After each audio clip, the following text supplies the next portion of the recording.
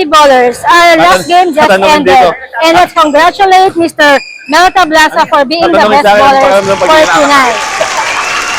Sir Romel, congratulations.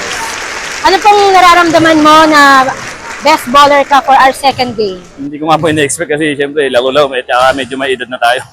Ilang taon na po ba kayo? 38. Oh, bata pa po. So, again, congratulations po Thank you. and looking forward for more, for being best bowlers again. Salamat din Thank po. you, sir.